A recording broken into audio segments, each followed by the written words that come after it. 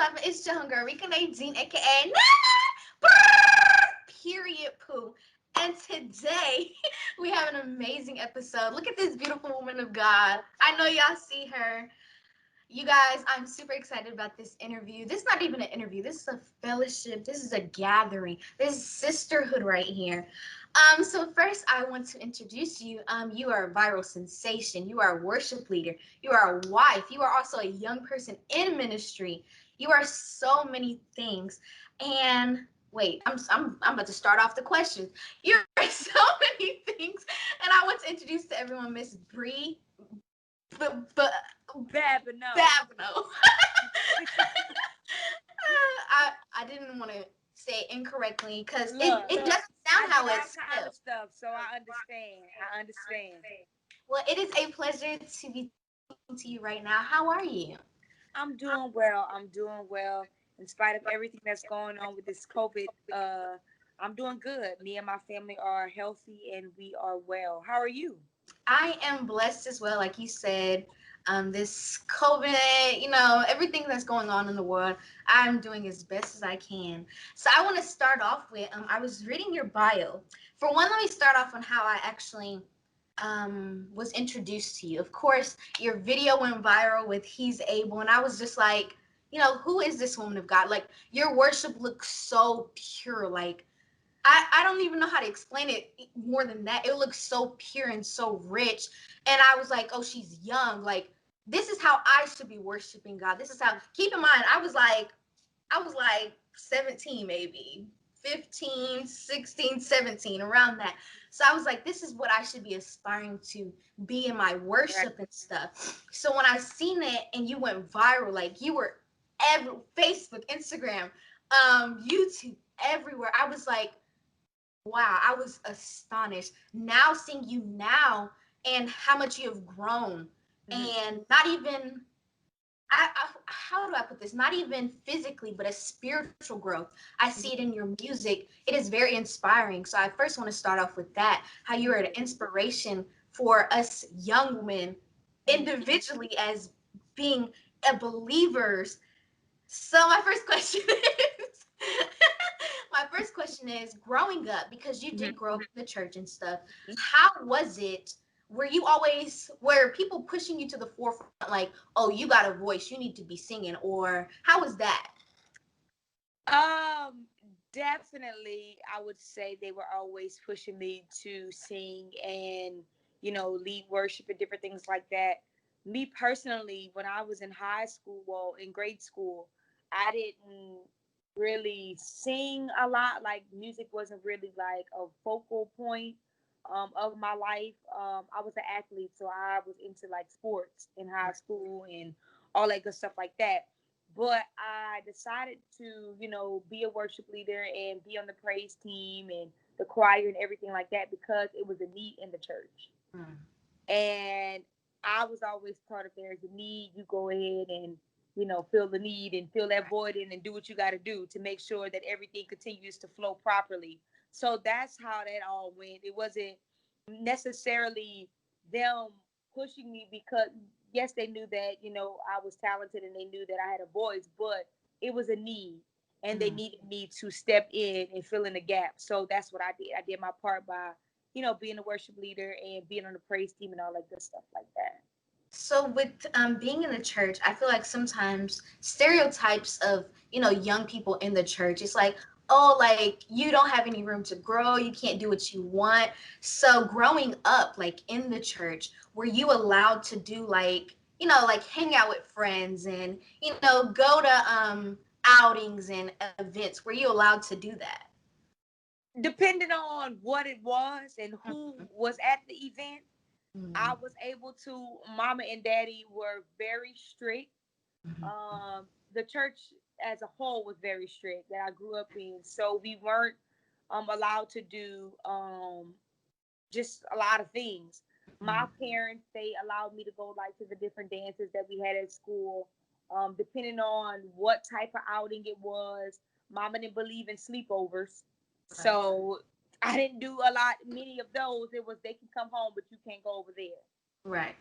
She worked in law enforcement, so she saw a lot of things that happened working in law enforcement, and she was always like, okay, yeah, you going over here, but I don't know if this one have a brother, a cousin, a uncle, or whatever, so you ain't Right. going because I can't, you know what I'm saying, save you or protect you, but I prefer they come over here. So it was a lot of that growing up, and a lot of shielding me from different things. I didn't really start going out kickbacks and doing different things like that until I got to college. Mm. I'm gonna be honest. Right. I didn't go out until I got to college, and I had to.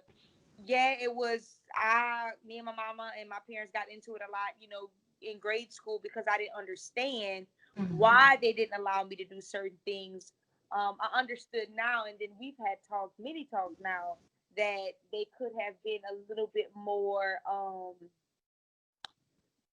uh open to letting me do a little bit more things because when my brother got to high school, maybe he was doing everything. And I was like, hold on, wait a minute. Whoa, Right. and I understand they like to say, well, he's a boy, Right. but boys can get girls pregnant too and get Right. taken into a lot of things. So, but I didn't really trip about it because I understood that, I was the guinea pig. So Right. it was a lot of trial and error. Right. So, which is pretty messed up when you're the oldest child, but parents will do trial and error with the trial child. They do a lot of that. I completely agree. When I was sitting back, because every time I get an interview, every time I get an opportunity to speak to somebody, I'm like, Lord, what am I supposed to learn from this person, or Right, person supposed to learn from me? right. So when I was getting my tea, when I was searching you, when I was Googling you, YouTubing you, Instagramming you, I was like, Lord, what do you want me to get from this woman of God? So Right. I was watching different interviews, and you were telling your testimony, and you were doing this, you were on the Terrell show, you were on the Donnie TV. I was like, okay, like, Lord. So I feel like I connected with you, like, on a whole different level than any other guest that's ever been on my show. Some of the stuff that you were telling in these interviews, like with your parents, with you being in ministry and young, with you, Yeah. excuse me, I'm not a singer, but being in the entertainment, I guess you can say, a lot of stuff I connected with, even you and your relationships, and I felt like I connected with you. So if you could tell somebody who's a young woman watching you right now, and she's around, because you're young, you're 26, she's Right. around your age, and she's entangled with this guy, and she loves him, but Entanglement. he's not showing that love, that godly marriage, dating love. What advice would you give her? Whew. Am I the one to be giving advice on dating now? I would tell any girl, no, for real, seriously, I would tell any girl, um, you gotta know your worth. You gotta know your self-worth because a lot of times, women, girls, we go out there and we look and we try to find love and we try to find somebody who is going to um help us with our identity, and we Mm, look for them to be X, Y, and Z. And then when they break our heart, we're like, "Oh, I don't understand how this happened, or I don't know how I let myself, be caught up with this person, and he really wasn't he didn't really meet my criteria." But I think we do that because we don't know our value and we don't know our worth, and we choose to settle for any and everybody, come on. instead of just waiting and taking your time, Right. and waiting on God, because at the end of the day, it's no rush. It's no rush to be in a relationship. It's Right. no rush to enjoy your single life.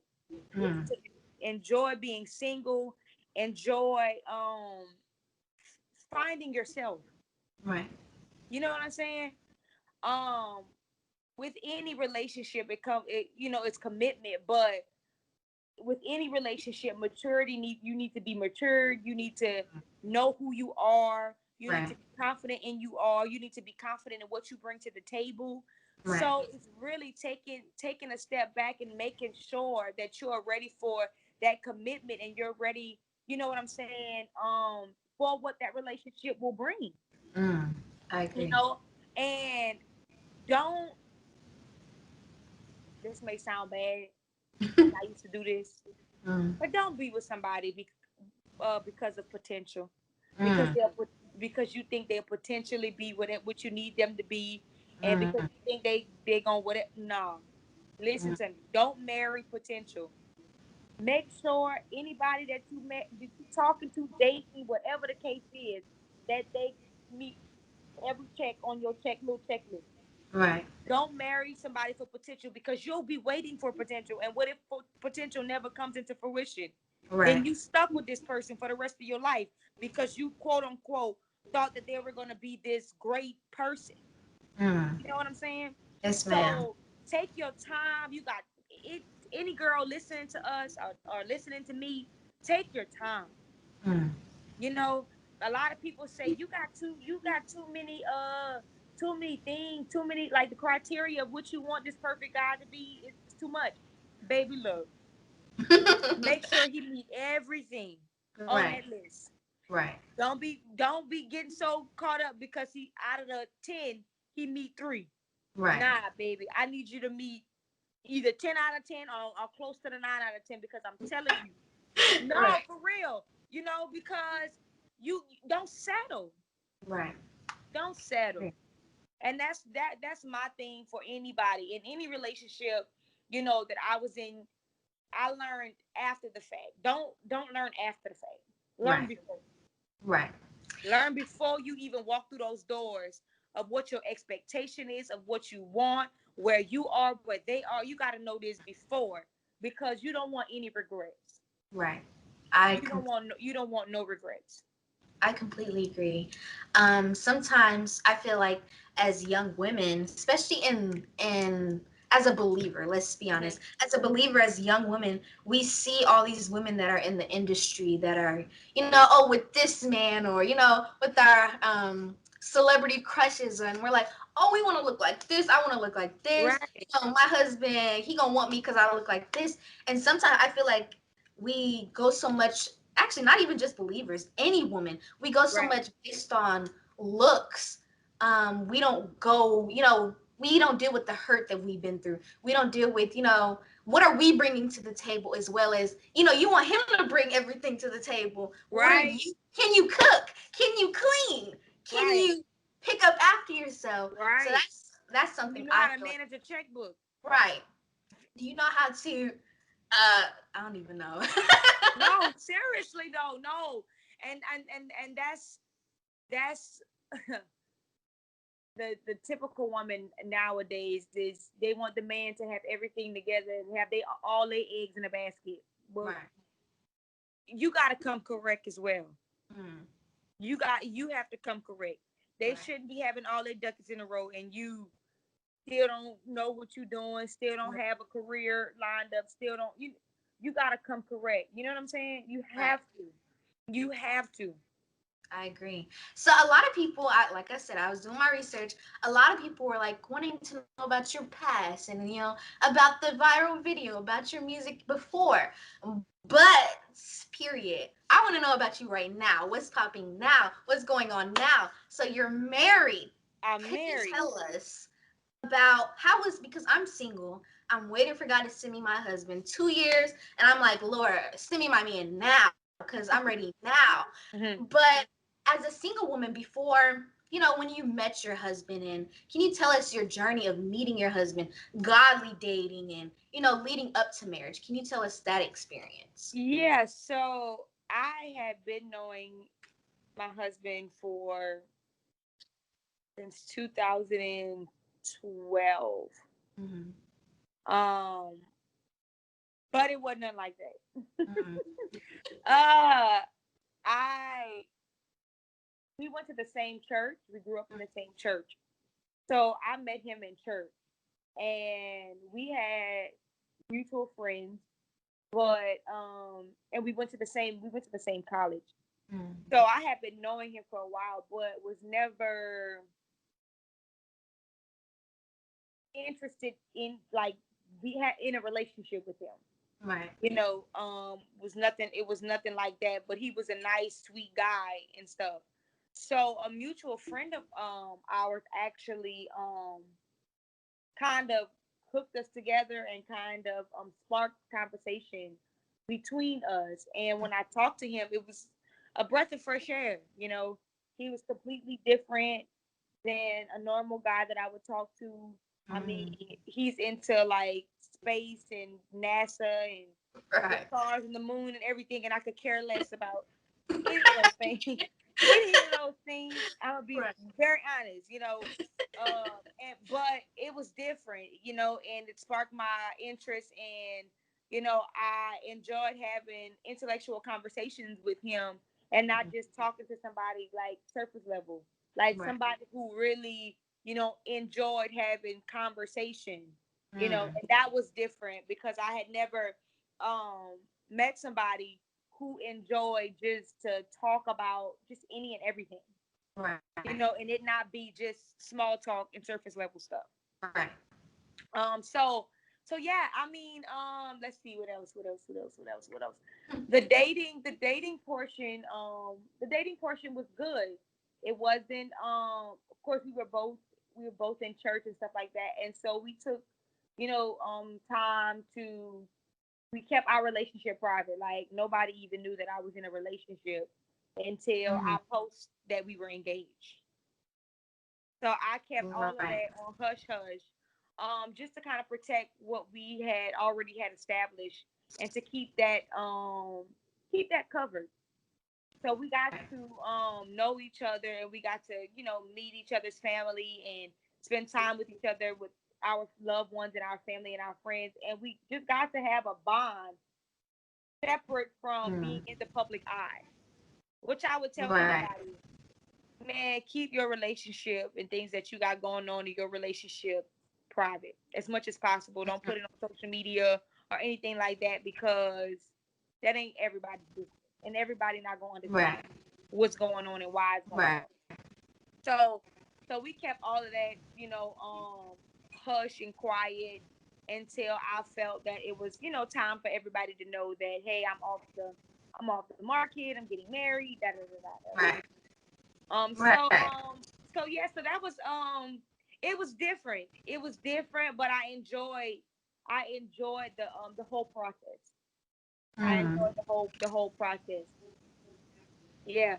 See Um me, I'm like, God, I'm ready now. And he's probably like, no, honey, you need to work on forgiveness. You need to work on this. You need to work on that. And I'm like, no, honey, he needs to definitely, come right definitely, now. definitely. I And would tell I sometimes, would tell any I would tell any girl though, if you were in some rough relationships where you got hurt, you mm, need to make sure you are fully healed, like right, fully healed from all of that past hurt, right, everything that you went through. Make sure that you are fully healed. That way, the next person you meet mm, is not reaping those horrible, you know what I'm saying? You're not, right, you know what I'm saying? right, Benefits because of what you went through with your with the, previous exes. You know? right. I agree. I agree. Because I was telling my mom, I was like, because this is when I first, it was like a Mhm. year or two ago. I'm like, right out of a relationship, I was like, Lord, where's my husband at? He's like, no, honey, I need to prepare you. So I'm like, I told my mom, I sat down and talked to my mom, and I was like, Mom, like, what if what I did to how I responded to my ex and how I talked to my ex, I bring into my new relationship. She's like, no, this is the time, this is why God is preparing you for your husband. So you can get over your hurt, so you can get over your pain, so Yeah, you you can have grow time to spiritually. work on you Right. to be the best, to be the person that God has designed you to be. I mean, it's gonna happen, but He wants to make sure each and every one of us is where we need to be, Mm, emotionally, physically, mentally, mm, for that next expensive. phase in our lives. I agree. So is there anything that you wish you would have known? I'm weak. It's a dog. It's okay. But okay, say that again. Is there anything you wish you would have known before you said I do? It's a lot of things I wish I would have known. That I won't say on here, but it's a lot of things that I wish I would have known before I said I do. Yes, Hmm. yes, yes, yes. So, so what I love is how you mentioned that your husband knew you before you got famous, before you got well known. Because a lot of people think, oh, he's just with her because she's famous, or she just Right. with her because she went viral. So I love that you noted, like, I knew him before, Yeah. my video went viral, Right. and we didn't have a relationship, Relationship. but we had a relationship friendship wise. So I love that. So the next thing I want to talk about is, because you are in the industry, you have your sophomore album out. How do I put this? Some people would see you as successful because you went viral. You're doing this, you're doing this. You're a worship leader. So what is the worst part about success? I don't even think I've even, for me, I don't even think I've made that success line. I don't even think I've reached that. Mm-hmm. But there's so much stuff that I haven't achieved that I want to achieve that I'm working on trying to achieve. That would make me feel like, okay, yeah, I've accomplished something. Right. I'm grateful and I'm thankful that, God opened up a door for me as far as, going viral and people gravitating to me and my ministry by going viral. But, you know, I it's some other things that I want to accomplish as far as musically that I'm Mm-hmm. working on and I'm trying to achieve. Right. The the thing that I know that has become not a challenge, but I have to be mindful of is being in the public's eye and making sure I conduct and I carry myself in the correct way because I Right. have so many people watching me and watching it that I do and everything like that. So I have to be very, very cautious and very strategic about how I move and how I position myself. I agree. And a lot of young people, a lot of young believers don't say that to their Mhm. audience. I have to be careful what I post. I have to be careful what I do. Right. In the public because people are always watching me. So I love that you said that because I was just talking to my mom the other day. I was like, these people are going wild on Instagram since Right. it's teens to everybody's showing their true colors. So since you are in the industry and I do want to note that I did see like I said, a maturity from the video that went viral to now. How even like people would consider like he's able and songs like that very Right. gospelly, but then the stuff that you're doing now, like with Dante Bowe, Chandler Moore, is very CCM. And Right. I love the transition that you've made because sometimes with a voice as strong as yours, as powerful, the different riffs, the different runs that you do, they feel like, oh, you can't be in CCM because your voice Right. is so soulful. Right. So how was that transition? Or was there a transition? I've always been a CCM fan and I've always loved that type of music. Mm-hmm. Um for me it was just finding the right group of people, Mm-hmm. the right group of writers and everything that could, help me cross that bridge over there. And like you said, working with Dante Bowe and a lot of the artists from Maverick really helped me and helped, bridge that gap between Mm-hmm. the gospel, urban gospel, and the contemporary side. Right. I like I said, I have enjoyed the process of seeing Thank when I you. seen you on Maverick City, I was like, that is not Bri. I was like, that's he's a I was like, there's no I was like, honey, she is doing it. And then Come I on. love how you knew, well, I don't know if you knew that you're being recorded, but you were being recorded for YouTube and you were free. You had no makeup on. You had a broke nail. You were just being you. And I love that. It's like a a Woo! genuine, That a nail was broke. That genuine. nail had left the So finger, dead. okay? So, what is the worst part of the industry that you have seen? Because everyone talks about, oh, let's get in the industry. You want to sing, let's sing. No one talks about, the trials and tribulations you actually go through in the industry. So, what trials and tribulations have you faced? You know what? I'm gonna be very honest. My team actually shields me from a lot of the negativity and a lot of the noise. Mm-hmm.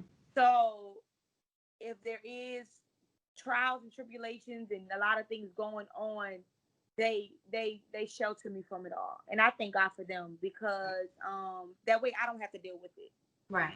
And I can think everybody is Team Bri, and if Right. they're not Team Bri, then I never know. Right. Keep on moving and keep Right. on trucking. So, what is your dream collaboration? If you could collab with anybody who's ever lived on this earth, who would it be and why? Mm, one person. Now you can do two. Let's do two. Okay, two.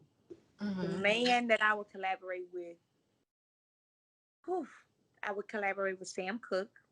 Oh yes. Oh yes. Ain't that man fine? Okay, that's a fine man. That's a fine man. Okay, I'll collaborate with Sam Cooke because I love Sam Cooke and just the grit and the soul in his voice. Mm, That would that would just make my life. Okay, right. so I would definitely collaborate with him, Hmm. and I would do some do-ops and shoe-ops for Aretha, Okay. because Okay. that woman Honey. can sing down. Right. Okay, like Right. no, for real, like she can sing. I agree. So that would be my top two. So, I noticed, I was interviewing B Slade, formerly known as Tonex. He goes high, low, da da da da. Right. So I was like, as a singer, professionally, do you sing like around your house? Do you sing in the shower? So do you sing everywhere you go, or do you just sing when you're supposed to sing? So I sing. I sing. No, I don't sing when I'm supposed to sing. I don't sing everywhere. No, I don't. I don't sing every. Y'all, come on. I don't sing everywhere. I sing when I feel like singing. I have Mhm. to be in the mood. No, I do have to be in the mood. Other than that, I'm not singing every day. And I'm watching Sister and Brian McKnight just got on the screen, and that's another nice looking man. So what do you do to prepare your voice? Like, say you have a live recording and you're like, I know I haven't sung in a little bit. What do you Oh, do to so prepare? I get with my vocal coach, and I work with her for a couple of weeks. Drink a lot of water. These crystal gingeralized crystals that I put in water. I do that. I go see a ear, nose, and throat doctor just to make sure that the vocals are good and where they need to be. And then, like, I know before the recording, I had some they were kind of torn a little bit, so I had to, they gave me some medicine, and I had to not talk. I think for about 2.5 weeks. Wow. They put me on vocal rest, so they make sure that I'm where I need to be when it comes time to do the recording. But of course, I should probably go more often to the ear, nose, and throat doctor, not only when I have a project coming on, because that way I can just make sure constantly I'm healthy and I'm my best self at all times. So Right. I need to start doing So that. if an independent artist was watching you right now and was like, I want to be her when I get older, or I want to be Oh, at the be better level than me, she's baby. at, what advice would you give them? Um, I would just say remain faithful to God. I mean, like I said, for me, I didn't. This was not something that I wanted to do. It kind of fell in my lap, Mhm. and I'm grateful to God that He chose me to do this great task. But I would just say, just remain faithful to God, and if this is your heart's desires, He said that He would give us our heart's desires. So remain faithful to Him. Stay encouraged. Stay creative. Um, Constantly work on your gift and your craft. So when the opportunity does present itself, you are ready. Okay. Right. I Okay. think that would be my advice. And just to make sure you surround yourself with people that's actually going to push you to become your best self, that's going to encourage you. And yeah, man, that would be my words of advice. So my last question, I don't want this to end. I'm loving this conversation, We got to but do it again. right, I'm gonna have to have you right back on the show again. So because we are going through dark seasons and in society, racism and police brutality, coronavirus, what advice would you give to somebody, or what what do I how do I what gym would Words. you put? Yeah. Okay, so for me, I've been reading about the story of Job, Mm, and no matter what Job went through, no matter what Job was faced with, his posture never changed. So mm, I would admonish everybody who's listening and tuning in to not change your posture based on the position that you're put in. mm, Always remain faithful to God. Trust in Him. He said He would never leave us nor forsake us, but He would be with us all the way until the end. This too shall pass. It will not be like this always. This season has to come to an end. So, because it has to come to an end, we want to make sure that we are positioning ourselves the correct way. mm. You know, stay faithful to Him, and He'll stay faithful to you. That would be my words of encouragement. Amen. So, how can we stay afloat with your ministry, with your Yes. business, everything that's going on, or whatever? Yeah. So I got new music. It's on iTunes. Anywhere you get your music, it's called The Encounter. I also had a single that just came out called He's My Rock. So go and get Change, that life change. today. Wherever you get your music, wherever you stream your music, go and get that today. But you can also follow me on Instagram, Facebook, and Twitter, where my name is Bri, last name Babineaux, Babineaux. I got some great things planned and stored up. So you want to stay connected and stay locked into what's going on with me. Amen, honey. I'm telling y'all, her sophomore album will change your life. It Come is so on, come on. season. So, if you're listening to the sound of my voice, make sure you go support this beautiful woman of God. And like I said, I don't want this to end. But until next time, just wash your hands, stay clean Yeah. out, stay prayed up, because prayer is important in this time as Yes, it well. is. So, until next time.